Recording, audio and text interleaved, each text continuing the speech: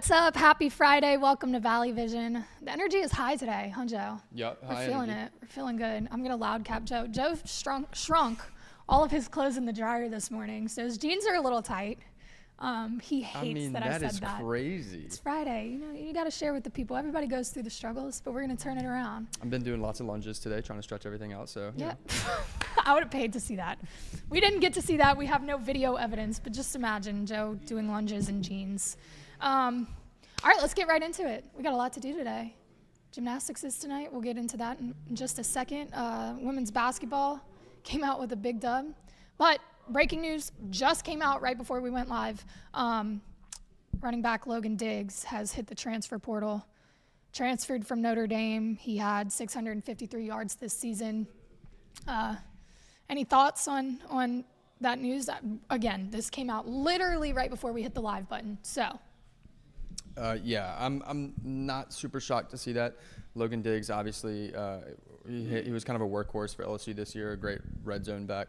But I'm very curious if Caleb Jackson and Trey Holly, what kind of workload they're going to get next year, because they are faster backs. And so without Jaden Daniels to supplement the outside run game, I think you're going to have to see a mixture of those young guys in there next year. So I'm not incredibly shocked to see this. There was a point in the season, I think earlier in the season, where there was a lot of reliability, or we relied on Logan Diggs a little bit more than we did towards the end of the season when things really started picking up, or the middle of the season. But I'll be honest, I am a little surprised. I know he's not the fastest, but he ran hard. Curious to see where he ends up. And again, how that offense adjusts to losing a versatile quarterback and then replacing a running back that we did use this season. Yeah, no doubt about that. I'm not saying he wasn't good or anything like that, but I do think that speed is going to be a really important factor in choosing who your first and second running backs are next year. Absolutely. So the transfer portal, guys are in and out. Lots of changes happening with football right now, especially with the change on the defensive side of things with the staff. We'll keep y'all posted. News breaks. We'll have it out here for y'all. Make sure that y'all are updated on everything going on with LSU football, as well as all the other sports. And speaking of the other sports, LSU Women's Basketball put on a show last night in all aspects. They beat Mizzou 92-72. It was a close game in the first half, and then the second half just took off. You brought up a pretty funny point, though. Joe's on the court, crisscross applesauce, in his little box, with the camera next to all his friends. It's quite a sight. I mean, you're literally looking at like 6 guys just huddled up next to each other with cameras trying to follow the ball. It's incredible. It really is. Next time you go to a game, look for the media people. They're probably not in the most comfortable position, but they do a great job. Joe, we appreciate you. Going back to my point, he brought up the point that you're so focused on the camera that you don't really see the score or necessarily get to watch the game and analyze it. And he said that you would never know that LSU was up by, it was 11 points and then 22, whatever it was, because of the way that Kim Mulkey reacts on the sideline. And they were up and she's screaming that they're killing her. And that pedal to the metal, she's not letting up because the score's up. You're going to do your job. You're going to do it right, down to the very little basic things, or I'm going to yell. And that is Kim Mulkey, and that is why we love Kim Mulkey. But like I said, they put on a show last night, and the numbers show you. Flau'Jae had a season-high 24 points and 5 rebounds. It's her second straight game that she's reached 20 points. She also had 3 steals and a killer block. I vividly remember the block of her coming down the court and just swatting the ball. I think you got it on camera. You were right there. Let's hope. If we have the footage, we'll put it out. Angel Reese had her 7th double-double of the season on 21 points and 13 boards. She also had 4 assists and a steal. The energy was high. I think there's a couple clips that LSU women's basketball posted of her just full-on passion, and they're chest bumping each other. You love to see that, especially from female college athletes. That hypes you up. The PMAC was so incredibly loud, and I'll get there in a second, but Aneesah Morrow hit 1,000 career rebounds. She recorded her 9th double-double in a row with a game-high 25 points and 10 rebounds. Mikaylah Williams also scored 11. She had a double-double. And that's the 12th time that she's done that in 15 college games. So those were your core four. And then you had Lasir Poa and Haley Van Lith kind of splitting time, going back and forth, and it really worked. Like, that offense was just firing. And the four, I think they played pretty much the whole game, those four. And then between Poa and Van Lith going in and out. But they looked clean cut. And Kim Mulkey had talked about cleaning up the defense, and that was the focus of practice this week. And, I mean, they did a phenomenal job. And I'm first SEC win of the year, which your record's what, 1-0 now, because you don't really look at the non-conference games before this. Mulkey obviously really proud. The other side of things, we were covering the game, right? We had a tweet. I know I put it out there. I took a picture of the PMAC. The fact that it was full on a Thursday night during winter break. This is a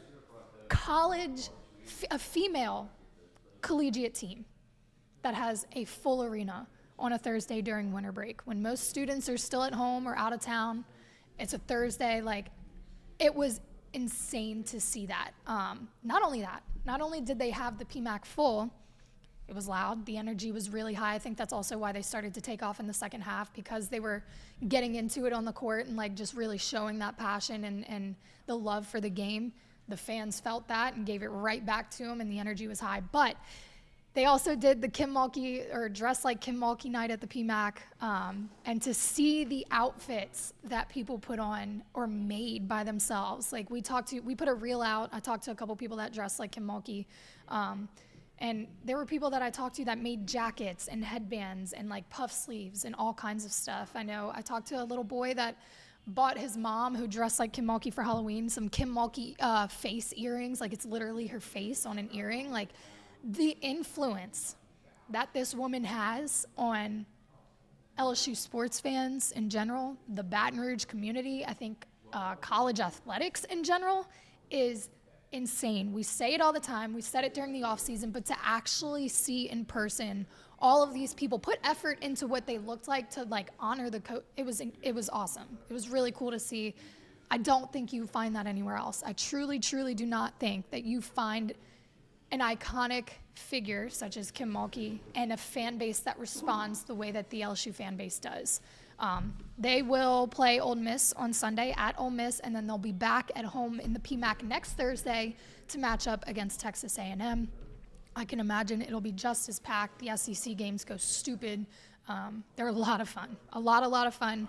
If you're not a women's basketball fan, I still think you should try it out, because you might find that the energy is pulling. It's really cool to watch. Speaking of energy and things that are cool to watch, gymnastics opens up their season tonight. So they are ranked number 3, and they are facing number 14, Ohio State. To give you a look at what the schedule looks like if you haven't been to a meet, the introductions with the fire, you know, each girl steps up on the platform. That is so cool. Like, what it would feel like to step on a platform with fire flames coming up as your name gets called. Like, I can't imagine. Super cool. But that starts at 7:19. Don't know why it couldn't be 7:20, but it's not. It's 7:19. And then they're going to drop the banner for the 2023 Final Four team, because they did make it to the Final Four last year. So they'll do that whole little mini ceremony of dropping the banner, similar to what they did for women's basketball. And then they'll start the meet at 7:32 with vault. I know. You're looking at me like, why are you? Because, like, I think it is so interesting, and I never understood why it has to be 7:32 and not 7:30. But coming from somebody who schedules out their day by 15-minute increments, I respect it, and I really like it. A little breakdown of the series record. LSU is 39-14 in season openers in the PMAC, and they are also undefeated, 13-0 against the Buckeyes. They are 3-0 at home against Ohio State. They last met during the regular season in 2005, but the last time they actually met postseason, I guess, was in 2013 at the Columbus Regional. So it'll be a good matchup. Again, you kind of don't know what you're getting yet, because you've got, not only you haven't had a meet yet, you had Gym 101, a good little glimpse. You know what you had last year. You're having some girls come off of injury that could make a huge difference for this team. You've got returners like Haley Bryant, who just set records all over the place. So I think it'll be interesting to see how they match up with Ohio State. And I'm excited to go. We'll be there. We'll be over there. I'm curious to see how you're going to film everything. Have you filmed? No, you've just Yeah, no, I've never filmed for gymnastics, but I'm under the impression you just kind of like follow them. Like, so like I'll be in a different place for vault, obviously, than I would be for bars, like that kind of thing. Meets are so interesting. I can't imagine having ADHD or ADD and going to a meet because there's so much going on at the same time, and there's music and it's fun. It's so fun. I'm very excited for it. I told y'all it was going to be a quick show today. It's about all we've got.